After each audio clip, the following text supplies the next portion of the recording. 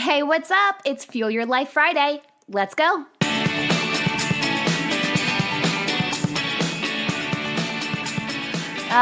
Traditions. Sometimes we don't realize how many traditions that we hold near and dear to our hearts. Some traditions are long-standing, and some get started on a whim, and then they become a new tradition. For many years on Thanksgiving Day, my sister and I would go to Sheetz. If you live in or have visited the East Coast, more of the Mid-Atlantic region, you know all about Sheetz. It's a gas station, but it's like a souped-up gas station. Anyways, we would always get a cappuccino and a local paper, and then we would just sift through the Black Friday ads. Some years we wouldn't even go Black Friday shopping, but it was just the tradition of doing it together.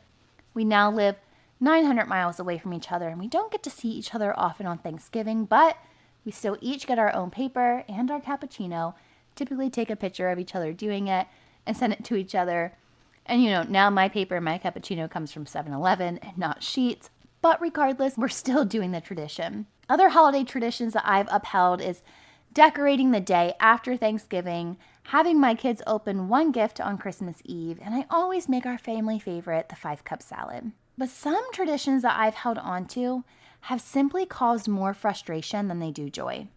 Last year, I had a big aha moment. You see, every year since my oldest daughter was born, I eagerly tried to make this one tradition work. Breakfast before gifts on Christmas morning. When I was a little girl, we would spend most of our Christmas Eve and mornings at my grandparents' house. Every Christmas, we had our breakfast first, then stockings, then gifts. What's crazy is I remember feeling as a child that it was agony to wait through breakfast, but it was a tradition. Little did I know that years later, I would bestow that same agony on my children, as well as myself. Making them wait while breakfast got prepared created this unnecessary chaos. I was always stressed. They were always anxious. They could really care less about eating, so then they didn't even eat their breakfast. And the combination of it all just somehow took away from the magic of Christmas morning. Last year, when I was laying out the breakfast menu, I made the conscious choice to make breakfast after gifts. And let me tell you, last year on Christmas morning, it was a magical one.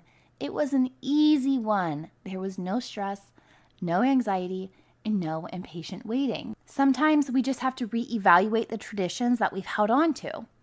Do they really work for our current lives? Is it creating more joy or more stress?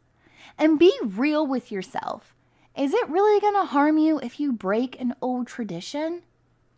We can always keep many of the old while implementing the new. It's important to give yourself permission to create new traditions, to have fun, and to let go.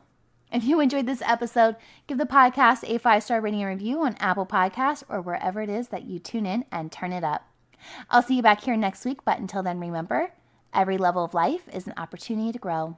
Be well, my friend.